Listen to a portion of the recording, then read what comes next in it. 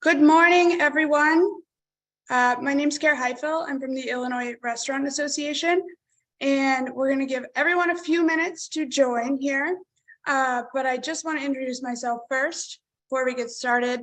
I'm from the Illinois Restaurant Association. Today we'll be talking about from Eat Digital, and we'll talk about easy technology solutions in order to help manage your restaurant operations and guest engagement. During today's webinar, we'll hear from experts here from Eat Digital, and it will also be broadcast in English, Spanish, and Mandarin Chinese. If you would like the translations, please go to the toolbar at the bottom for the interpretation button in your toolbar. Furthermore, the Illinois Restaurant Association is putting this on with Eat Digital with the Cook County Small Business Source. And the Cook County Small Business Source was first established to help restaurants fully emerge from the pandemic and thrive. And we are a partner with them and we love them. There are so many different ways that you can engage and get one-on-one resources with them. And this webinar is one of the ways that we can engage here, but we also have one-on-one business services and a number of different opportunities there to be engaged. The Cook County Small Business Source could connect you with an expert in their network, including us at the IRA here. And we also, there's grants available. There are different events that we can provide for you. And the IRA provides sources to you as well as a partner with the Cook County Small Business Source. And our staff at the Illinois Restaurant Association wants you to know that we remain available to help every small business, especially restaurants and hospitality industry, remain fully intact. We offer webinars like this one. We offer one-on-one resources. We offer everything that you could possibly need to make sure that your business is thriving no matter the situation. And for today, during the webinar, I just want everyone to know that you will receive a email with everyone's contact information with this entire presentation, and it will also be posted on our website, which is illinoisrestaurants.org. And also, if you have any questions, there's a chat box there with a Q&A, and so just post your questions there and we'll answer them at the end. And if you really like a question, just post a thumbs up there and we will answer them the best way we know, the best we can given the time constraints. So at this time, I would like to introduce our panelists today from Eat Digital. We have Jeff Dagbo. He's the co-founder and chief executive officer at Eat Digital. Max Kogan, the co-founder and chief operating officer of Eat Digital, and Mike Dickey, chief restaurant officer at Eat Digital. Gentlemen, please take it away. Thanks so much, Kara, and thanks everyone for joining. It's a great group assembled. Awesome agenda to cover, and we think today's discussion is extremely timely. So as Kara mentioned, my name is Jeff Dagbo. I'm the CEO at Eat Digital, joined by my colleagues Max, our Chief Operating Officer, who leads our operations, data governance, and analytics practices, and Mike, our Chief Restaurant Officer, a seasoned operator with over 30 years of direct restaurant experience across multiple levels, from dishwasher to operator and owner. And so next slide, please. You know, as we think about today's agenda, right, we've seen now that many restaurant brands, such, you know, at this stage have all implemented some form of digital, right? Whether it's ordering, delivery, or loyalty. And now it's the time to start to think about what comes next. You know, how do we take this great start as a response to the pandemic and mature it in such a way that it becomes truly profitable and creates even more bespoke customer experiences and really engaging workplaces for staff. And so that's what we intend to walk you through today, is how did we get here? What did we learn? And what can you actually do about it? Next slide. And so, you know, you may all be wondering, right, who is Eat Digital? And for those who are not familiar with Eat Digital as a platform, as you can see on the screen, we are an all-in-one digital platform that provides operators of all kinds, right? With front of house and back of house technologies all in one place. So really every tool you need under one umbrella. And simultaneously, we provide your guests with an app and a web platform that allows them to locate you and find you, order, pay, leave reviews all in one place. And so all of which, our platform offers flexibility that allows you to really scale up or scale down based on your current needs today and tomorrow, from an operational perspective and from a guest perspective. We know that the industry will shift to roughly around 400 billion in online and digital transactions within the hospitality industry. And we want our restaurant brands to be the beneficiary of that. And so with that, we also have a front row seat to both sides of the marketplace, right? From an operator and guest perspective. We witness firsthand the importance of digital, but more so the importance of not just going digital, but how guest preferences impact digital adoption for on and off-premise experiences. And so we'll walk through some of those implications. And so, as we think about the start of mass digital adoption in the hospitality industry roughly 2 years ago, we know that operators had to act really in a matter of hours, right? Given the fluid nature of guidelines that were evolving by the day, by the minute.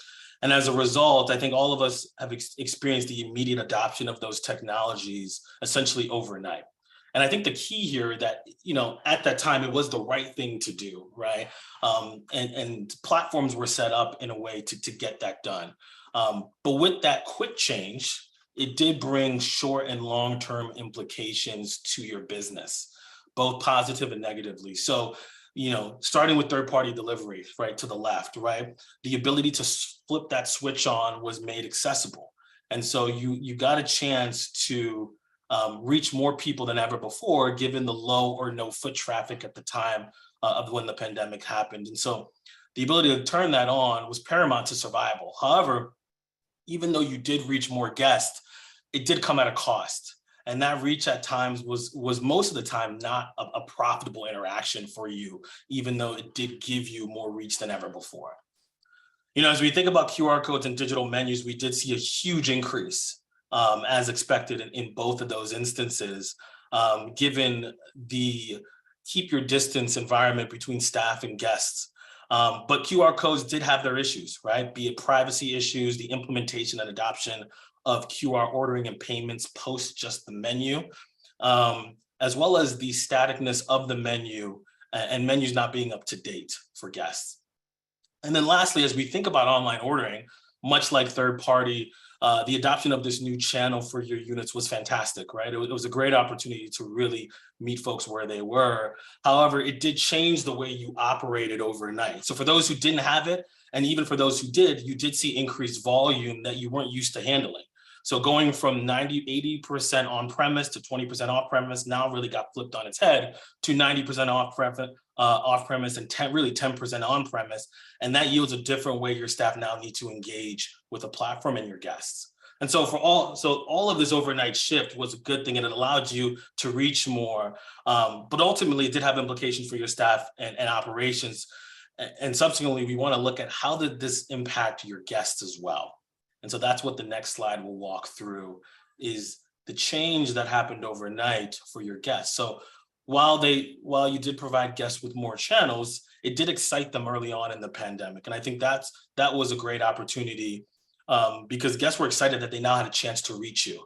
Given that the inability to show up at their favorite locations, they had a chance to find you through third party, online delivery, first party, delivery, pickup.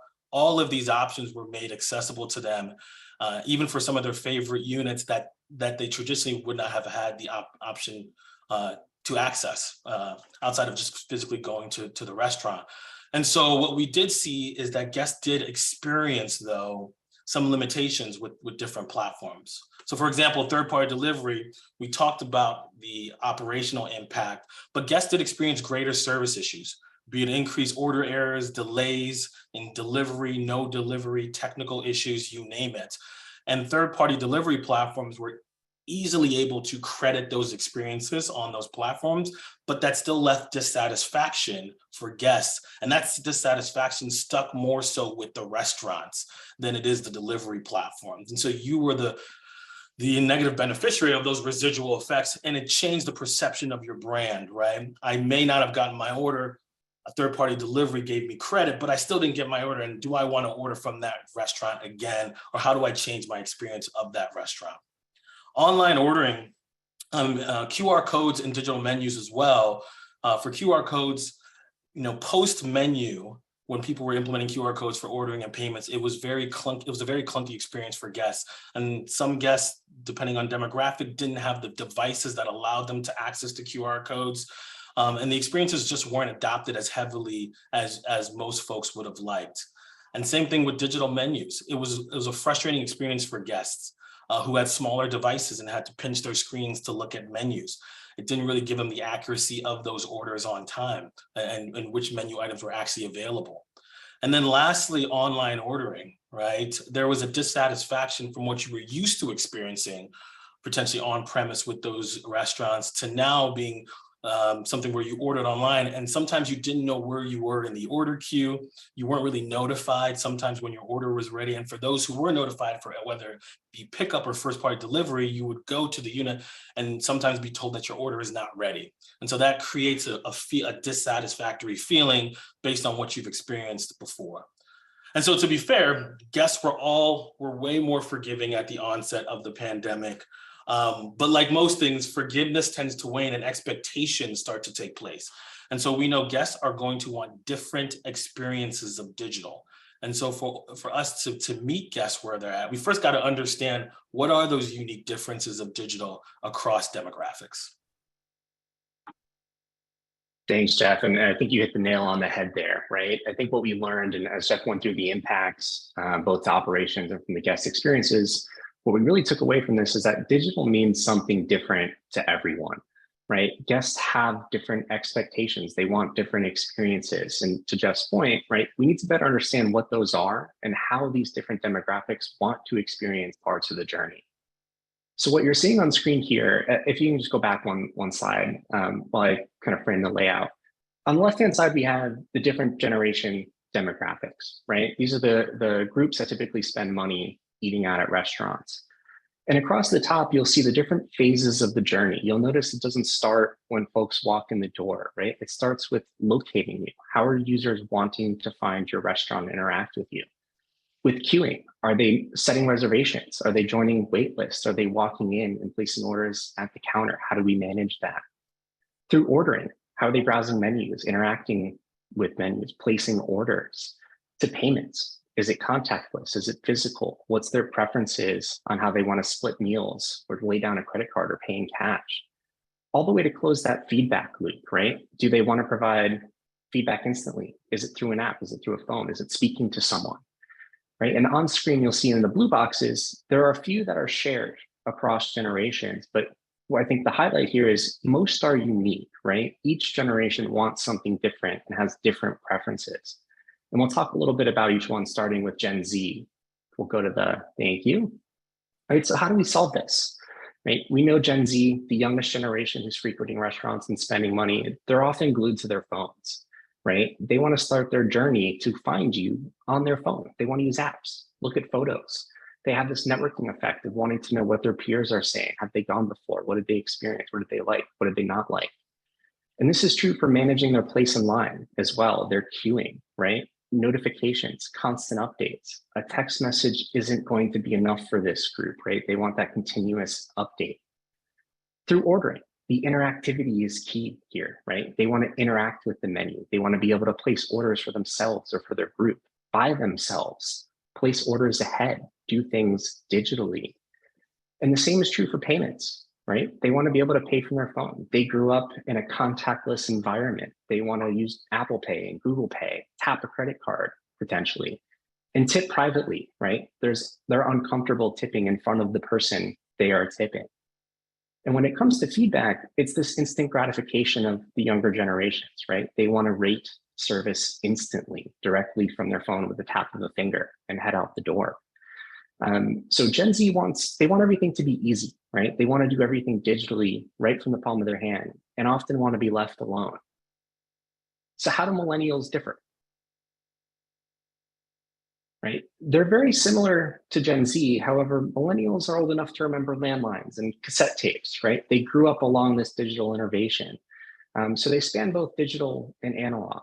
They also make up the largest proportion of guests who eat out at restaurants, right? So a key demographic for us. And like Gen Z, finding your restaurant, this locating phase and queuing, they want things digitally first, right? They want to use the apps, view menus and view photos, look at reviews online, get these constant updates on their phone about where they stand, whether it's their reservation or a wait list or their place in line, right? And where it starts to differ is ordering, right? Because they're old enough to have experienced that more traditional kind of experience in a restaurant where they sometimes want to place orders through staff, right? To feel waited on, to feel doted on. But they're also perfectly comfortable placing orders themselves, often want to. This kind of self-service aspect of placing an order through their phone, paying through their phone, right? Which leads to payments. They want privacy, right? Like Gen Z, they're not going to want to tip directly in front of the person that they're tipping. They are open to the digital wallets and the contactless payment methods. They are used to, however, handing over a credit card and watching a server walk away with that credit card and process payment at the terminal and come back. But it's not their preference, right? And similarly on that feedback loop, want to do things instantly, right? Directly from their phone. However, millennials differ here because there's a sense of loyalty that millennials demand, right? They want to feel rewarded for spending money with you, which is a little unique from the Gen Z generation. So millennials are a bit of a hybrid, right? They're heavily digital. They also want things to be easy, but they express this level of comfort with more traditional experiences. Which brings us to Gen X, right? And here is where we start to see a shift towards more traditional experiences, right? There's a comfort level with digital first, but these old habits remain, right? And Gen X also makes up the largest proportion of spending at restaurants. So also a very key demographic for us to make sure that we're tailoring some of our experiences to meet their needs. And how do they find you, right? They might use apps, but they also might leverage the web and search, call you directly on the phone and speak to a person. Similarly with queuing, right? They might use the apps and a text message might suffice about confirmation they've joined a line or a wait list or reservation or when their table's ready. But they want that personal contact. They want to be able to speak to someone. And the same is true for ordering, right? They're more traditional here as well. They can do things themselves, right? On their phone or digital first if they choose, but that's not what they're used to. And that's not what they like, right? They want to speak to someone. They want to have the attention of staff. They want to feel doted on.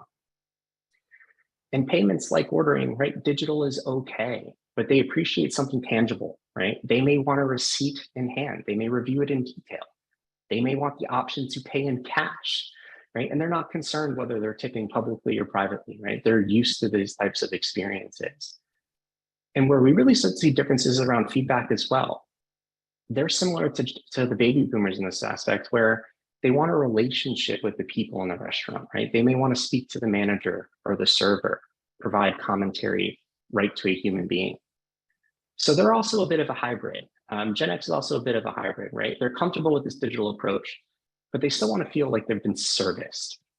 Which brings us to our baby boomers, right? You can see on screen here at the bottom in blue, right? This generation is much more traditional and they expect a level of service that doesn't necessitate technology. Right? When finding you, they're less likely to use apps. They may ask their kids to set up a reservation or join a wait list, right? But if they do it themselves, they're going to search the web. They're going to get on the phone and call you, right? Put their name on the list. And they network well, right? They want to learn names. They want to speak to someone when they arrive. They want to be welcomed in person when we think about queuing, right? We've all experienced frustration with automated phone systems, right? Hey, can I just get a human? What buttons do I need to press, right? Baby boomers apply that same concept here, right? They want that human interaction. And ordering very similarly, right? I think if we had a time machine, baby boomers would want to go back to 4 years ago or 5 years ago and put things back to the way they were. We know we can't, but that's a preference, right? They want the full attention of staff. They want to view a physical menu and flip through the pages or flip it over and read what's there. And have staff give their full attention, right? Really feel the ambiance of being doted on, being waited on when they go out to eat, whether that's at traditional sit-down services or at a cafe, right? They want to feel welcomed and serviced. And payments, right? Again, much more traditional. So I'm sure you're sensing a theme here as well, right? They grew up in a world where they're completely comfortable handing over their credit card and having that taken away to process a payment, right? Or leaving cash on the table or tipping in cash if they do use a credit card, right? They're often going to stick the copy of their receipt in their pocket on the way out and review each item with a pen, line by line, before they sign their name on the receipt, right? Which is a little different from the younger generations who want this digital first approach when we think about payments. And feedback, very similar to Gen X here, right? It's that human interaction. They want to call the manager over or the server over and compliment them in person, or as we've seen the horror stories on social media, right? Often complain in person, right? That's their preference, that human interaction. They're not going to leave that review online. They're going to say it to someone's face, and they prefer it that way. So baby boomers, they're our change fighters, right? They want to stick with what they know, what they spent most of their lives experiencing. But I think you'll find some adaptability here where they're okay with starting to lean more towards digital, much like the Gen Xers, right? As long as it's provided in the right type of environment with the right ease of use. And if we go to the next slide, right, all of this kind of culminating in what have the past 2 years taught us, right? Jeff talked earlier about the disruptions we saw in the industry from the pandemic, going digital overnight, how operators reacted to some of that disruption, and some of the seen or unforeseen impacts to the guest experience by doing so quickly, right? And it's not just to survive, but how can we thrive going forward? We learned a few things along the way, right? The first is we need to make it easy for guests to find you, right? You need to be visible and approachable. We want to make sure that guests can interact with you in a method that they are comfortable with, whether that's through apps or social media, phone calls, right? We need all of the right channels in place so different demographics can get in contact with you and then show up, right? Spend money at your restaurant or your unit, your establishment. And you need to seek financial flexibility, right? These high operating costs, especially technology costs that are fixed, are very unforgiving. Many of you have probably experienced this where you may have had handhelds or terminals sit completely idle during downturns, during the pandemic, during the winter seasonality where there's less people outside or when staff was limited, right? This is what we mean here. How might you transition away from these high fixed costs to a technology that scales with you, that's adaptable to your needs? And lastly, creating a desirable workplace.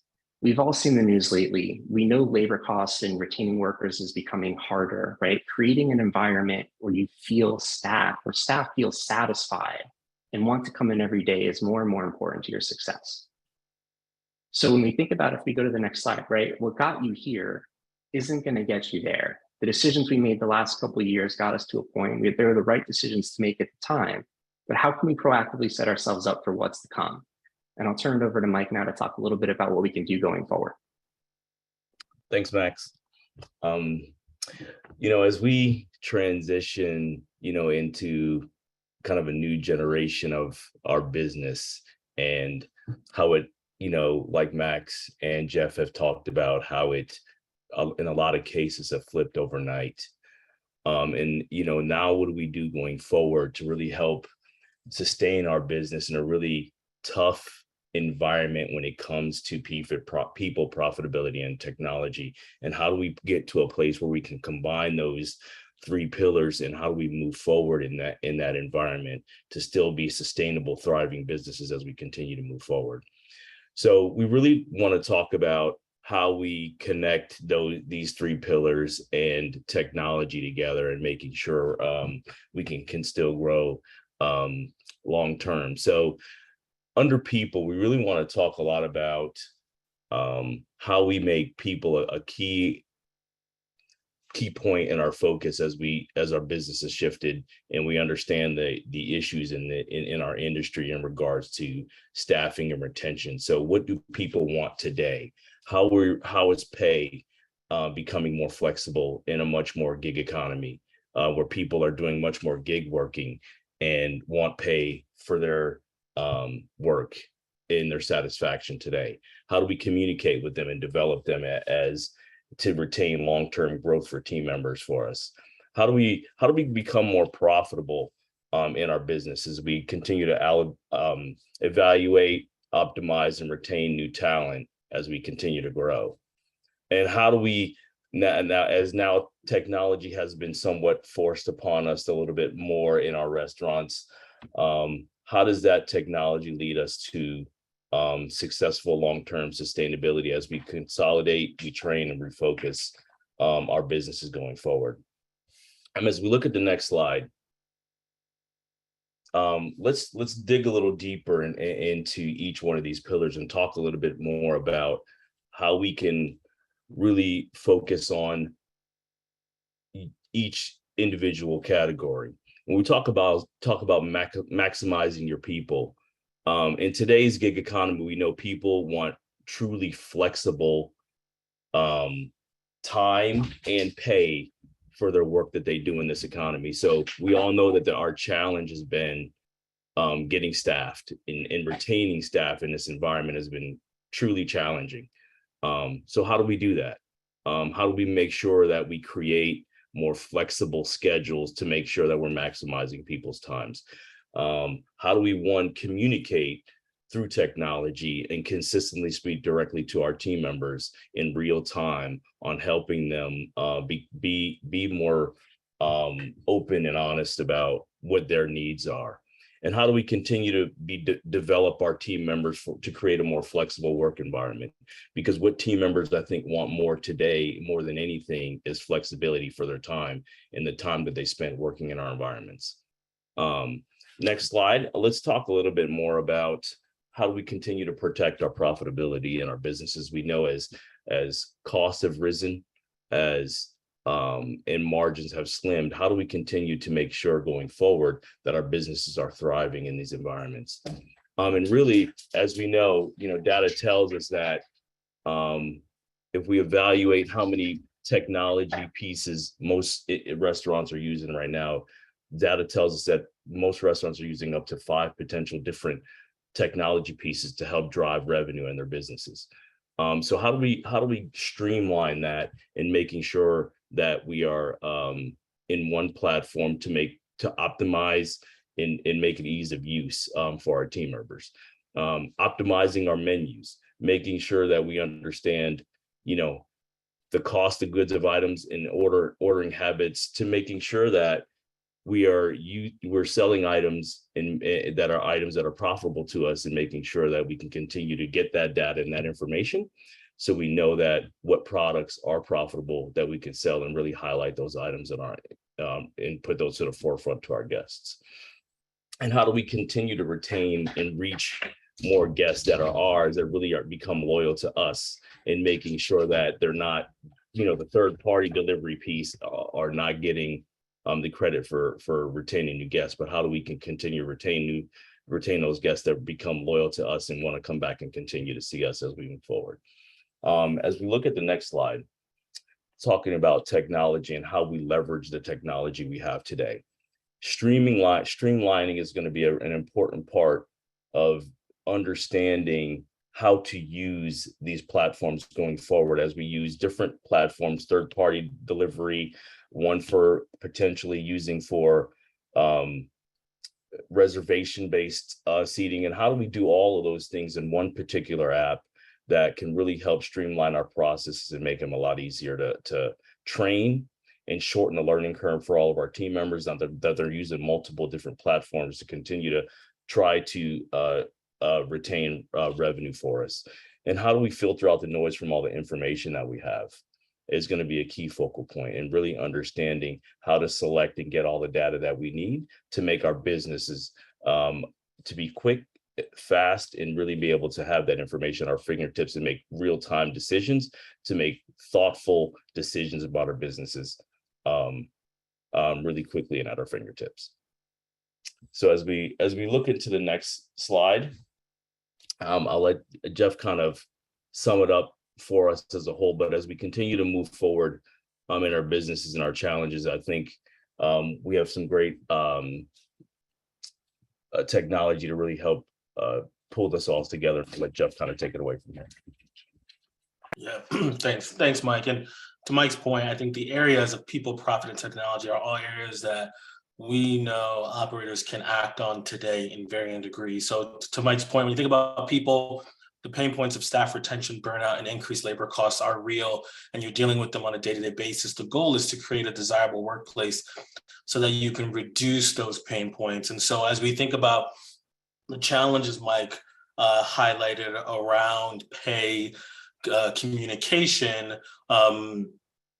in those areas, I think the things that and flexibility, the things we want to think about is from an operator perspective, eDigital looks at really the ability through our platform to think about how you assign staff based on performance, knowing where folks are performing really well, be at different parts of your front and back of the house, and getting the analytics and insights on those performances, and then being able to make in the moment decisions on how to staff people, not only for their take home pay maximization, but for your budgets as well. And you think about the multiple lines of communication as we think about our platform, there are various ways in which we have front and back of house communication that is different degreeing, whether it's pinging, messaging, knowing when things are available, unavailable. And then lastly, the role flexibility, right? To Mike's point, one of the things our research shows is folks want development.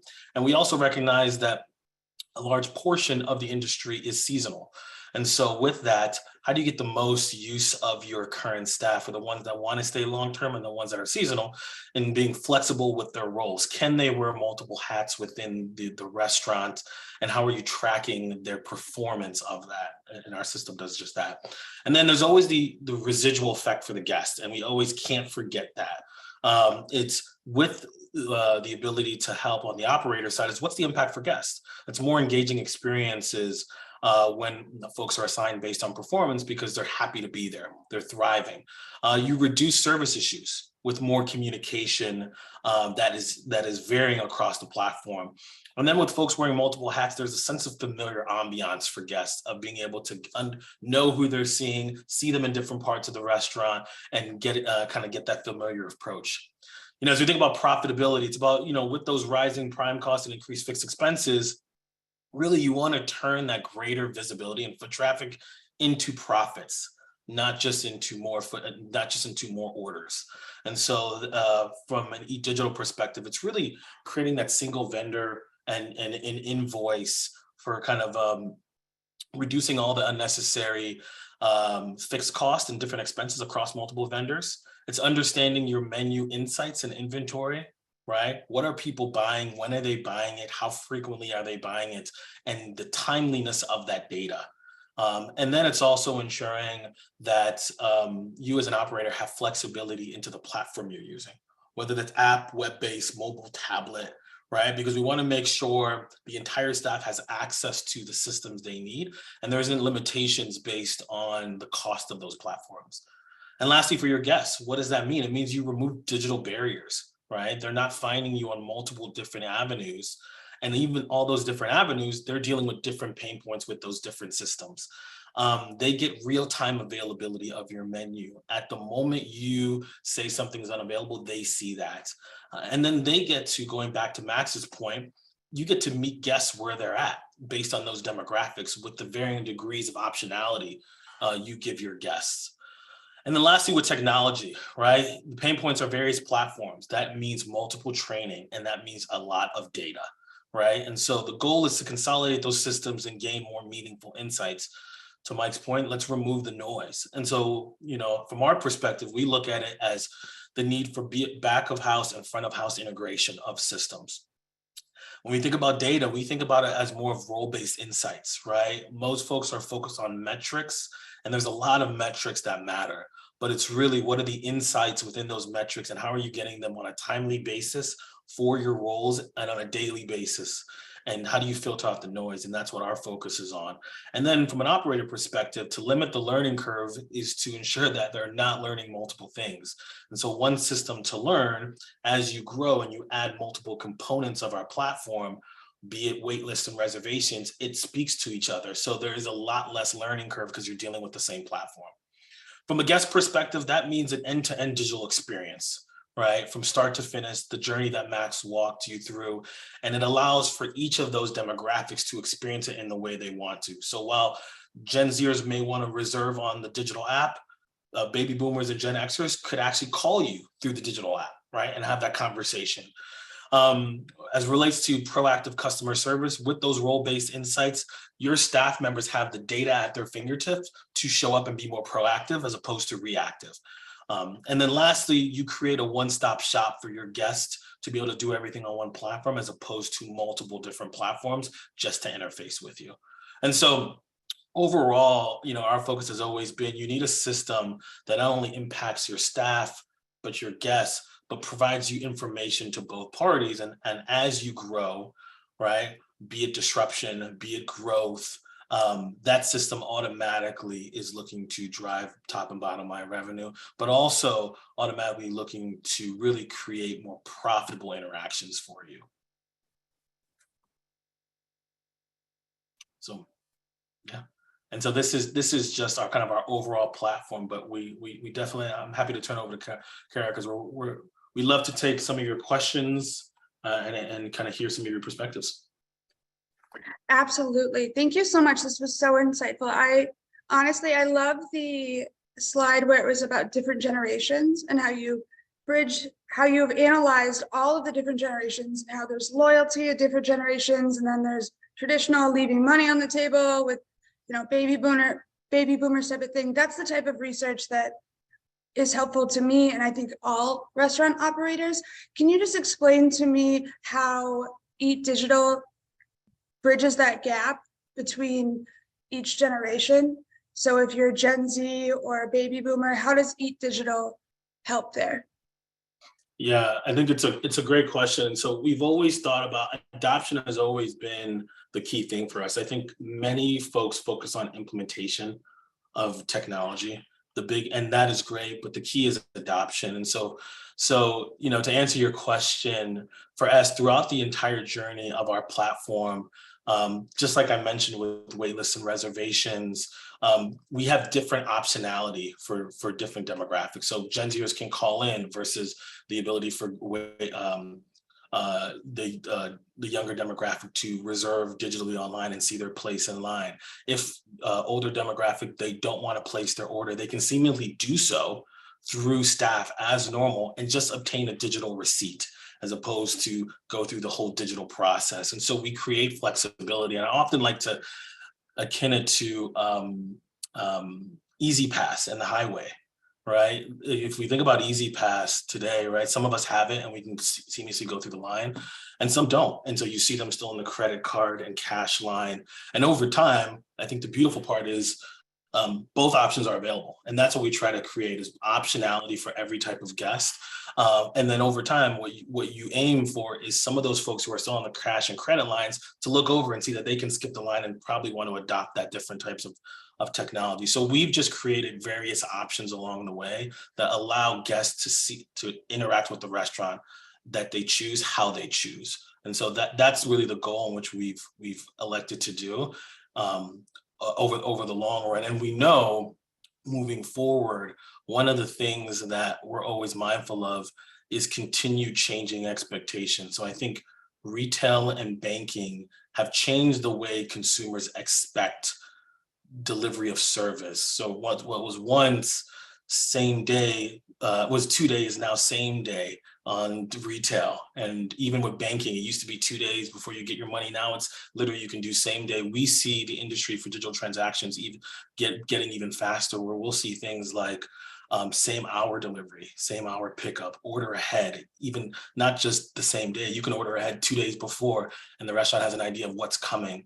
And so for us is to continue to create flexibility in the platform for restaurants that want an online platform, but they don't want guests to order because their demographics don't, that's possible. For restaurants that just want to be completely digital, that's possible. So there's ways in which we've enabled the platform to do that. Great. I'm amazed because you're absolutely right. Like you expect to go to an ATM or to have to go to banking hours, and get your money out and then transfer it. But it's not like that anymore. And restaurants have to adapt per usual because they don't have big profit margins. So that's great to hear. So what you're telling me is that you can form the platform of Eat Digital to different restaurant operators based on, if you want to order 2 days in advance, great. If not, great. What if you're, for example, like, what if you offer catering? Does Eat Digital cater to that, so to speak?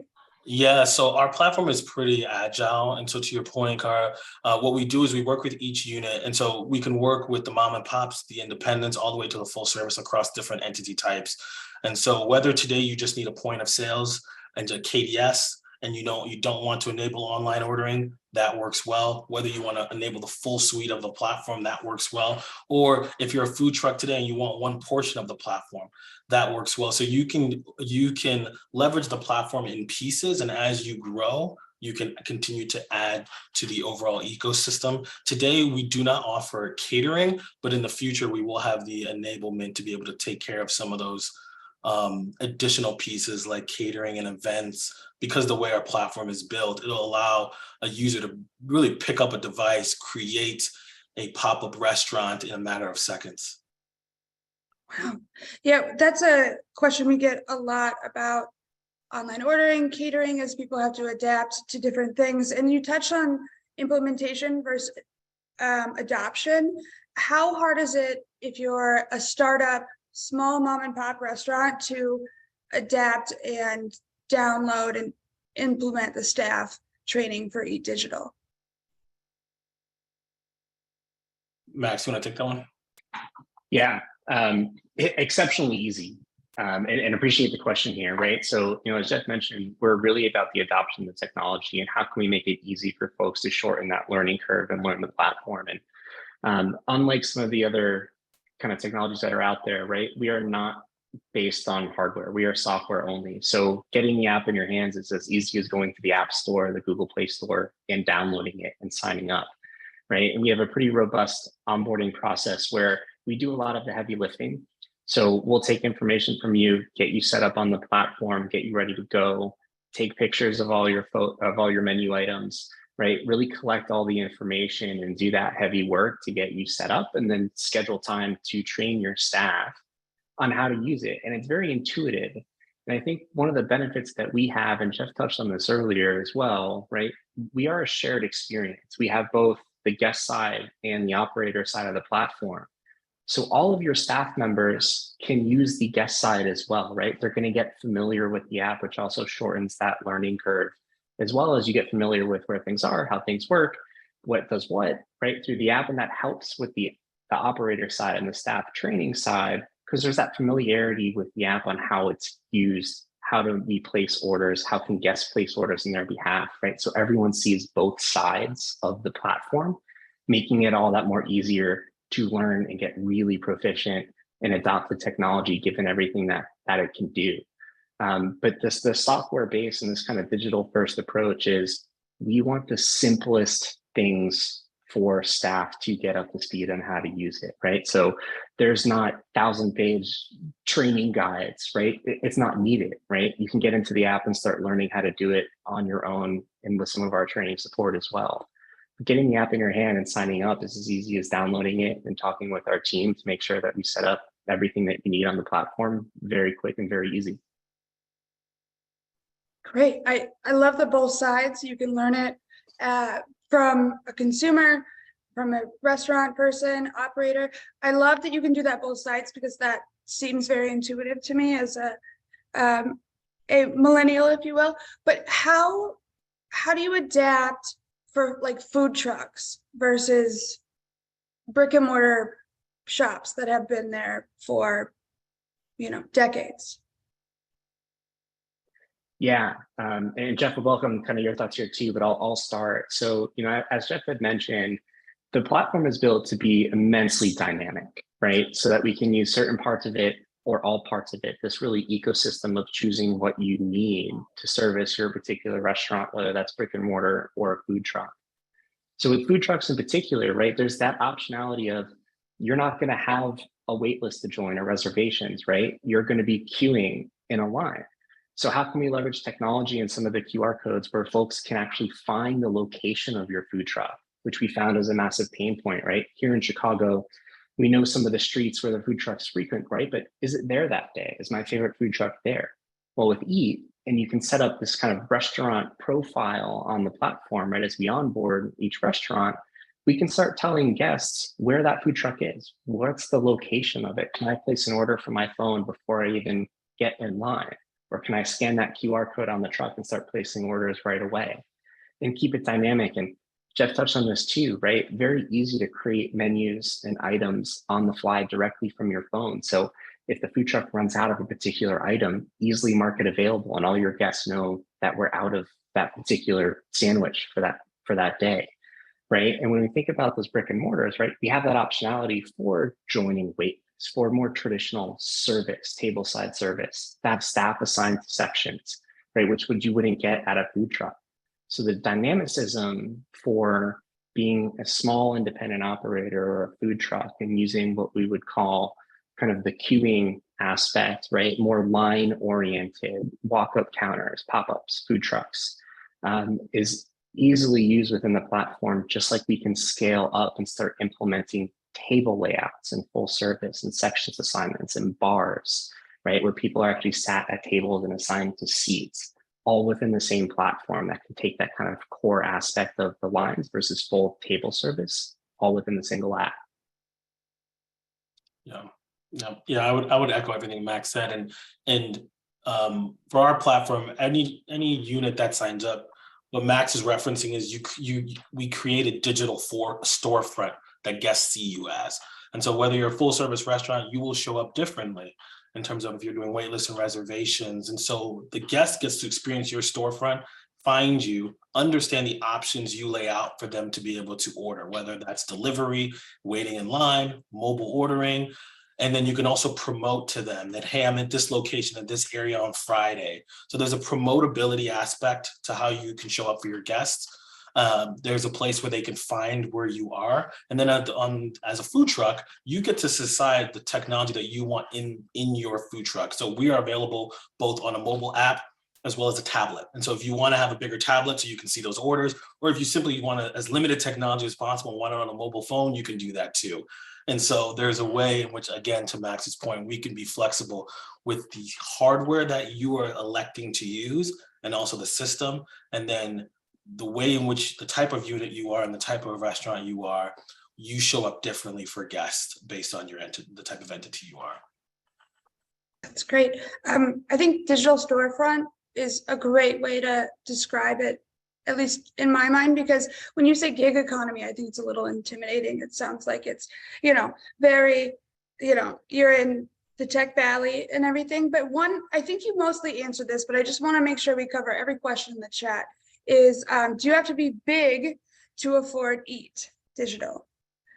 It sounds like no, but go ahead. No, Jeff. no, you don't. You don't have to be big. I think one of the reasons we built Eat Digital was because we look at the especially during the pandemic, what happened to most operators is traffic left your doors and you had high vendor technology costs, high transaction costs, high delivery costs, and limited traffic, and you were stuck, right? And so you couldn't decrease what you needed.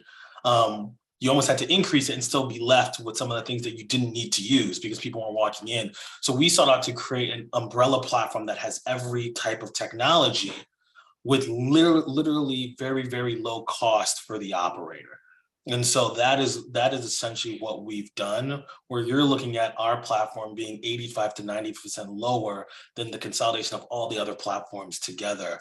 And so we appease very, very small mom and pops. I mean, that's really the genesis of why we started this, is to get to a demographic in the market that was overlooked, right? And make sure they had what they need when they need it. And then as you grow, we're there for you to grow, and you can add on every type of service that you need based on whether you're adding another brick and mortar or even adding on a food truck or a pop-up. You can easily continue to add. But yeah, we are very cost friendly. And also from a technology standpoint, you have everything under one umbrella as well. Great, that's that is one thing that obviously all restaurants have had to adapt to, is the technology and how things have changed in the past 2 years, as you've all touched on. One question we always get here from the Illinois Restaurant Association, but I think restaurants in general, is are QR menus here to stay? And I think yes. So you don't have to print a new menu every day. And it sounds like Eat Digital can just change things digitally. But beyond that, how do you protect data? Because I know there's different data laws in different states, and different generations are concerned about where their data is at. Can you speak to that, Jeff or Max? Mike? Yeah, that's a great question. I can jump in here. Data privacy is one of our core tenets we had in mind when we built Eat, right? And this goes back to some of the generational differences around, I want my information out there, or I'm worried about scams or fraud. So there's that core level of like the encryption around transactions, right? That your payments are 100% secure, that we're not storing information that we don't need. And, I want to be clear, right? We are not selling data. We are not profiting off of people's information. And anonymizing what we do have so that we can provide insights and recommendations and feedback to operators to make better decisions, right? But when we think about data privacy, right, we're abiding by all federal and state regulatory laws, and then some, right? Because we want to be overprotective, right? Part of that is collecting what we need, not everything, being clear about its purpose, what we're using it for, along with the safety measures we have in place around what's more of our kind of technical ecosystem on how are we storing and managing data? How are we transferring that information? Does it have the right security protocols in place? All of which we work, close hand in hand with our developer teams, with security experts to ensure we're abiding by all applicable laws in our regulatory environment, and that we're going above and beyond to make sure that your data is private, it is secure, and it is yours, right? I think most importantly is that, I know a lot of people out there, right? They kind of data mine and they profit off this information. That is not our goal, right? We want to use data to make better recommendations, to provide better insights back to operators and to guests without selling or giving away your information, right? So when you use Eat, whether on the operator side or the guest side, my data is secure. I can trust Eat Digital with this information. I know what they are using data for, and I am okay with that. Great, that's great to hear. I know everyone has concerns about privacy laws and who's tracking you and where, so seems very accessible, and that's great to hear. Thank you for that. I don't see any other questions in the chat, so we're about out of time. I just want to thank everyone here from Eat Digital, Mike, Max, Jeff. Thank you so much for being here. This was very informative, and I look forward to working with you in the future. We couldn't have done this without the Cook County Small Business Source, and we appreciate the continued resources that the IRA provides along with the Cook County Small Business Source. And just a friendly reminder to everyone that's been here or in the future, you will get everyone's contact information. You'll get an email after this that has this entire presentation, both as a slideshow and as a webinar, and it will also be posted on our website, illinoisrestaurants.org. And thank you, everyone, and I hope you have a great day. Thanks, everyone. Awesome. Thank you, guys. Thank you, everyone. Thank Thanks, you. everyone.